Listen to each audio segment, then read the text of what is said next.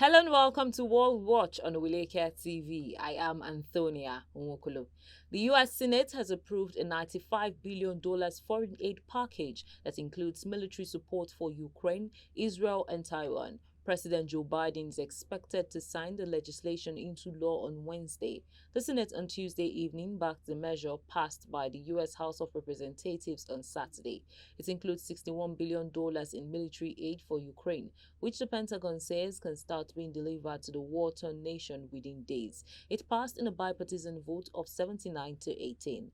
Now, Biden hailed its passage in a statement late on Tuesday, calling it critical legislation. Democratic Senate Majority Leader Chuck Schumer said after more than 6 months of hard work and many twists and turns in the road, America sends a message to the entire world.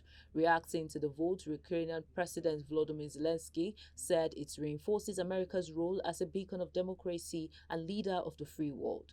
The Senate passed a similar aid package in February, but a group of conservatives who opposed new Ukraine support had prevented it from coming to a vote in the House of Representatives. Last week, Democrats and Republicans in the lower chamber joined together to bypass this opposition. In other news, protests against Israel filled streets in Brooklyn had escalated at universities across the United States, some of which included Jewish Passover Seders, as demonstrators demanded an end to civilian casualties in Gaza. The growing protests following mass arrests of demonstrators at some East Coast universities in recent days and show a deepening dissatisfaction in the United States. Historically, Israel's most important ally with the cause of the war with Hamas, pro-Palestinian protests have followed President Joe Biden, a self-declared Zionist, for months. On universities, protests have recently grown to encampments that draw students and faculty of various backgrounds, including of Jewish and Muslim faiths, that host teachings, interfaith prayers, and musical performances. A large Brooklyn street protest reached a standoff on Tuesday when New York police began to arrest people over disorderly conduct, restraining those who refused to move with zip ties.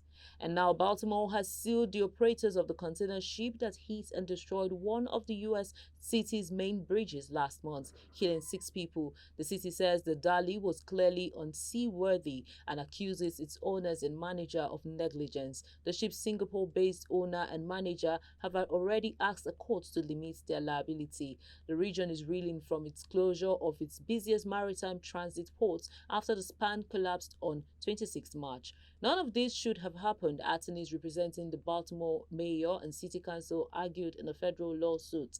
The city is asking the U.S. District Court of Maryland for a jury trial to hold the defendants fully liable, naming the Dali's owner Grace Ocean Private Limited and its manager Synergy Marine Private Limited. The suit alleges that the Francis Scott Key Bridge collapse was a direct result of the gross negligence and recklessness, and as a result of the unseaworthiness of the vessel. And that's all we have for you on World Watch. I am Antonia Nwokolo. Follow us on our social media handles at Oweleke TV. Visit our website at www.oweleketv for a thrilling journey. Oweleke TV, rising star at the fairground.